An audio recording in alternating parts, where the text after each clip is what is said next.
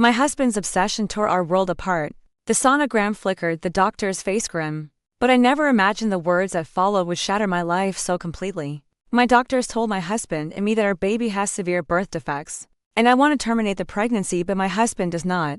The joy of expecting our second child has been tainted. It turned into something dark and twisted. It was all planned, but I'm absolutely devastated. My husband and I met in college, the kind of whirlwind romance they write movies about. 6 years of marriage, one amazing little boy named son's name. Now for our life was perfect. Or so I thought. Before anyone jumps to conclusions, yes, we talked about everything before even getting engaged, including our beliefs on sensitive topics. We were both pro-choice. Back when we were just 20 and 21, we made a mistake, a pregnancy neither of us was ready for. We were broke, barely adults ourselves. I chose to terminate, and he supported me, no questions asked. He's an amazing father to our son now. He openly talks about loving the idea of having a daughter. With us both stable, financially secure, and in good health, we decided to try for baby number 2. We conceived quickly, much to our joy. My husband was ecstatic. From the moment he found out, he was already lost in the sweet haze of baby preparations. He started planning her nursery. He involved our son, letting him pick out the perfect shade of pink, debate crib styles, and choose a theme. I don't want to reveal any personal medical history, so forgive me for being vague. But at our last doctor's visit a few days ago, the bomb dropped. Our daughter, our precious little girl, has severe birth defects. The doctors think she might survive the birth, but any life she might have will be marked by suffering. We knew it was bad news when doctors told us there have been medical cases of babies with her conditions to survive from early childhood to even the teenage years. These poor children suffer with so much pain and discomfort and are very low functioning and need around-the-clock care and several uncomfortable surgeries. We were both heartbroken. We cried for hours in the car, clinging to each other. The drive home was silent. The silence shattered when my husband began to mumble, a torrent of thoughts spilling out. He was already planning, scheduling appointments, researching medical equipment, talking to his boss about extended paternity leave. He spoke of NICU stays, bringing her home, maybe selling a car, downsizing our house, even pulling our son out of private school, anything to afford her care. I stayed quiet, stunned. Finally, he turned to me. "What do you think?" The words came out harsher than I intended. I told him, bluntly, that I thought we should terminate the pregnancy. I regretted saying it that way, but I was still reeling. His reaction was immediate, raw. He started crying, asking how I could not want our daughter, even with disabilities. I reminded him of our previous abortion. He said things were different now. We were financially stable, theoretically capable of handling the costs. That's when I hit him with my personal history. I told him about my best friend in high school, always at my house because her parents were consumed by caring for her severely autistic older brother. They loved her, but she was always on the back burner, her needs ignored. I told him the story. His response was dismissive. "We're not like them. We'll do better by both our children." He added that my best friend's parents were stupid for having a second kid, after they already had a disabled one. Then, a glimmer of hope flickered in his eyes. He asked if I was just afraid. He promised we could do this together. "It's not about fear," I exploded. "Our daughter will be in constant pain if she's born alive. Her life will be short and filled with suffering. I love her too much to let that happen." He began to yell back that even if she doesn't live long, we could pour our hearts and souls into making her life as fulfilling as possible. I couldn't argue anymore. I turned and stormed inside. It's been days. He won't look at me. He spends hours sitting alone in the half-finished nursery. Our son is confused and scared. I know he's grieving, but I can't. I won't bring a child into this world to suffer like that. I love him so much. I have no idea what to do. TLDR, husband and I learned our planned daughter has severe birth defects that would devastate her quality of life. I want to terminate to save her from a painful existence. Husband wants to keep her to love her for however long she lives. Update 1. My doctors told my husband and me that our baby has severe birth defects. I want to terminate. He does not. This was a planned baby, and I'm absolutely devastated. Me and my husband met in college and have been married for 6 years now. We have one son who is now 4 years old.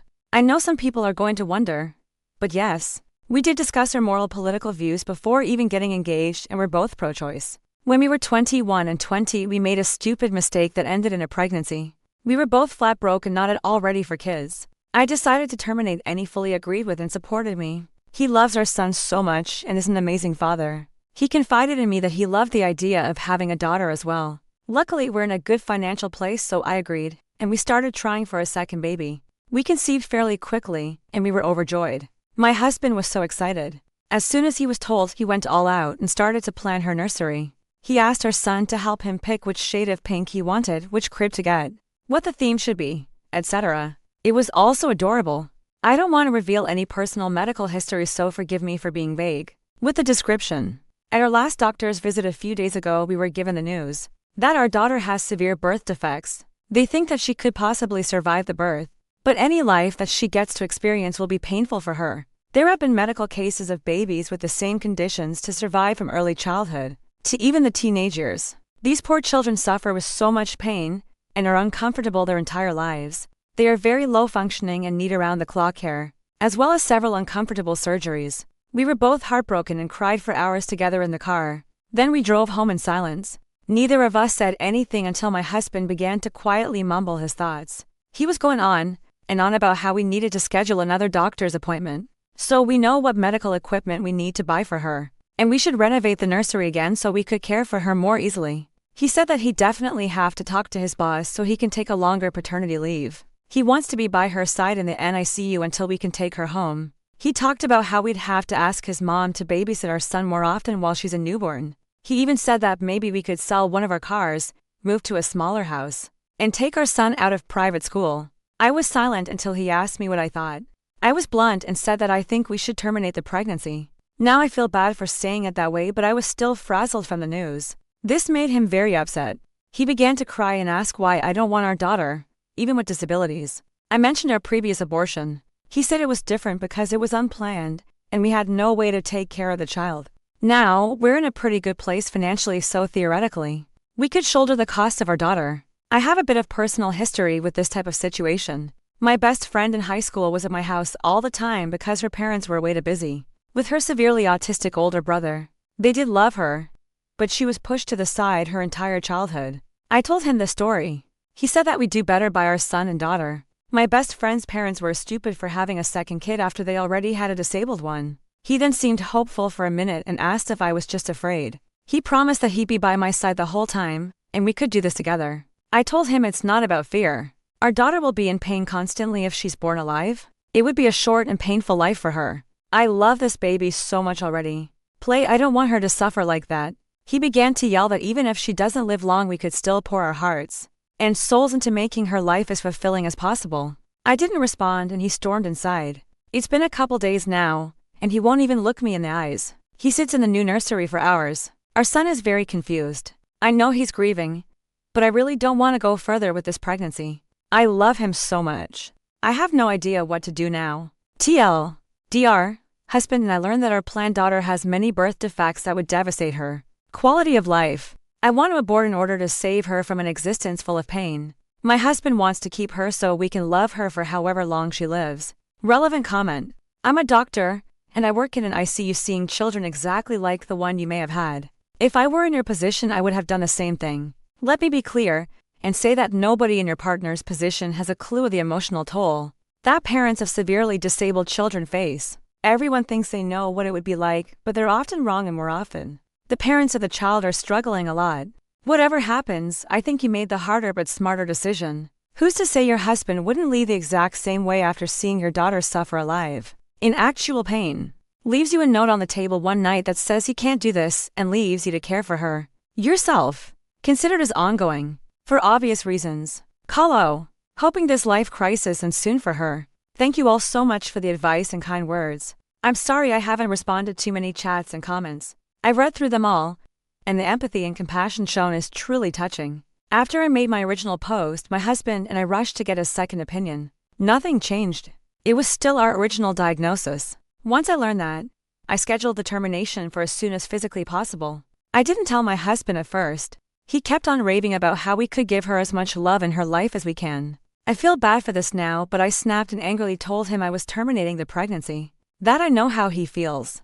But I will not allow my daughter to suffer just because he wants to love her. He was very angry with me after I put my foot down. After he realized his pleading wouldn't change my mind, he didn't speak a word to me. It was like he refused to even acknowledge my existence. I was terrified that he'd go and leave me all alone with the scraps of our family. I tried to explain it to my son, but I think he still doesn't understand. Then, the night before the procedure, he stepped into my room and apologized. He promised to be more supportive of me from now on. I was so happy and relieved I started to sob, and he held me all night.